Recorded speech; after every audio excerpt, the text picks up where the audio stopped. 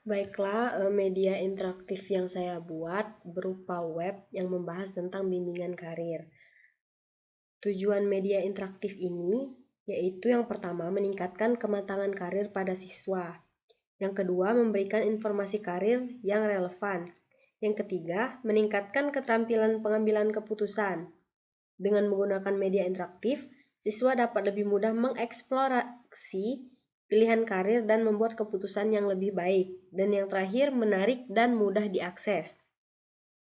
Proses media interaktif dalam bimbingan karir melibatkan pengembangan dalam penerapan teknologi multimedia untuk meningkatkan pemahaman siswa tentang pilihan karir.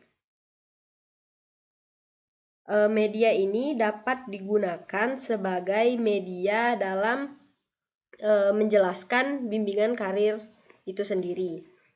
Di sini saya membahas tentang beberapa poin. Yang pertama ada definisi bimbingan karir. Bimbingan karir merupakan salah satu jenis bimbingan yang berusaha untuk membantu siswa dalam memecahkan masalah karir, memperoleh penyesuaian diri yang sebaik-baiknya antara kemampuan dan lingkungan hidupnya, memperoleh keberhasilan dan mampu mewujudkan diri dalam perjalanan hidupnya. Itu adalah menurut Surya. Sedangkan menurut Uman, mengungkapkan bahwa bimbingan karir sebagai aktivitas dan program yang membantu individu mengintegrasikan pengetahuan dan pengalaman yang berkaitan dengan pengenalan diri. Dari pengertian tersebut mengenai bimbingan karir dapat disimpulkan bahwa bimbingan karir merupakan suatu proses bantuan untuk mengarahkan dan memberi pemahaman terhadap siswa mengenai pekerjaan yang sesuai dengan lingkungan dan dirinya. Kemudian yang kedua yaitu ada teori-teori bimbingan karir. Menurut Hartono, terdapat beberapa teori yang menjelaskan mengenai pelaksanaan bimbingan karir. Antara lain yaitu yang pertama ada teori psikodinamik. Teori ini membahas tentang hubungan antara pengalaman dengan sikap, kemampuan, minat, dan faktor kepribadian lainnya yang ada pengaruhnya terhadap pemilihan pekerjaan atau jabatan seseorang. Yang kedua ada teori behavioral. Seseorang memilih dan memasuki suatu pekerjaan tertentu akan berbeda antara yang satu dengan lainnya. Hal ini akan dipengaruhi oleh faktor penunjang dan penghambat yang ada.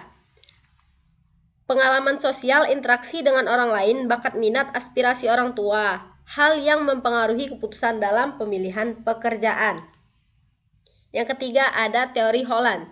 Teori ini menganggap bahwa suatu pemilihan pekerjaan atau jabatan merupakan hasil dari interaksi antara faktor hereditas dengan segala pengaruh budaya, teman bergaul, orang tua, dan orang dewasa yang dianggap memiliki peranan yang penting.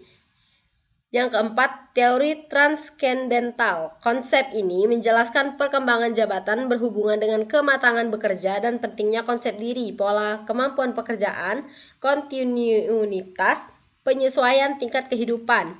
Dan yang terakhir yaitu teori developmental career counseling.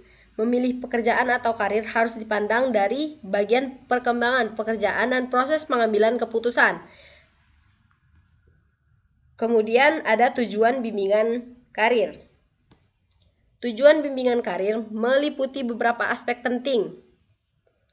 Menurut Surya, bimbingan karir bertujuan untuk membantu individu memperoleh kompetensi yang dilakukan untuk mengembangkan karir secara optimal.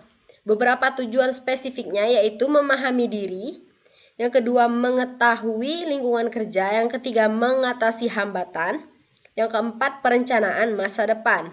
Sedangkan menurut pendapat Walgito, yang pertama memahami dan menilai diri sendiri yang berkaitan dengan minat, bakat, sikap, kemampuan, dan cita-cita.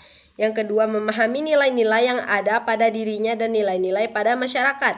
Yang ketiga mengetahui berbagai jenis pekerjaan yang berhubungan dengan potensi yang ada dalam dirinya dan menemukan hambatan-hambatan yang mungkin akan terjadi. Dan yang kelima yaitu mampu merencanakan masa depan. Kemudian di sini ada juga aspek-aspek bimbingan karir.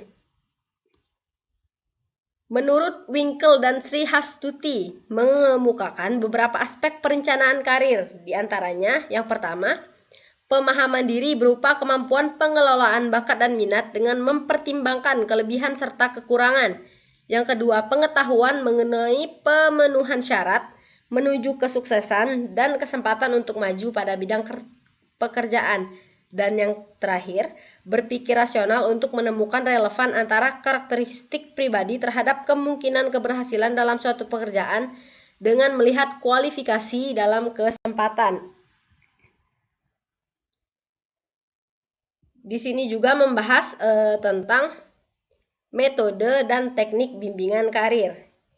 Yang pertama ada Career Days. Career Days merupakan kegiatan melibatkan serangkaian acara yang dirancang untuk mengembangkan acara karir seperti ceramah dari narasumber. Yang kedua ada Cinema Therapy, yaitu yang berarti penggunaan film untuk informasi karir itu sendiri kepada para siswa. Yang ketiga adalah Bibliocounseling, yaitu bacaan terkait karir.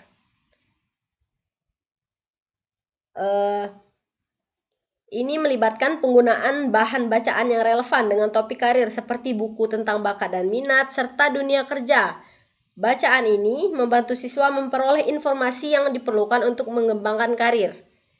Kemudian selanjutnya ada karya wisata. Karya wisata ini merupakan kunjungan ke tempat kerja memberi siswa pengalaman langsung tentang lingkungan kerja dan jenis pekerjaan yang ada. Ini membantu mereka memahami lebih baik tentang pilihan karir yang tersedia. Dan yang terakhir, ceramah dari narasumber. Di sini,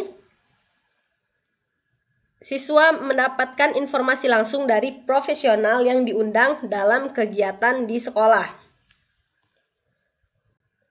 Dan yang terakhir ada strategi pelaksanaan bimbingan karir. Strategi bimbingan karir mencakup berbagai pendekatan yang dirancang untuk individu dalam memahami dan merencanakan karir mereka. Berikut ini ada 3 strategi yang umum digunakan. Yang pertama, strategi instruksional. Strategi ini pendekatan yang melibatkan integrasi bimbingan karir dalam proses pembelajaran. Metode yang digunakan termasuk ceramah, karya wisata, pelatihan kerja, dan penggunaan media audio visual untuk menyampaikan informasi karir secara efektif. Kemudian ada strategi substansial. Strategi ini berfokus pada hubungan interpersonal antara pembimbing dan klien. Strategi ini digunakan melalui wawancara konseling, di mana pembimbing membantu klien memahami potensi diri dan mengatasi hambatan yang ada. Dan yang terakhir ada strategi permainan. Strategi ini menggunakan permainan sebagai metode untuk menjangkau berbagai mantra sasaran dalam bimbingan karir. Ini menciptakan suasana belajar yang menyenangkan dan interaktif. Itulah penjelasan dari media interaktif yang telah saya buat. Terima kasih. Saya akhiri, wabillahi taufiq wal hidayah. Wassalamualaikum warahmatullahi wabarakatuh.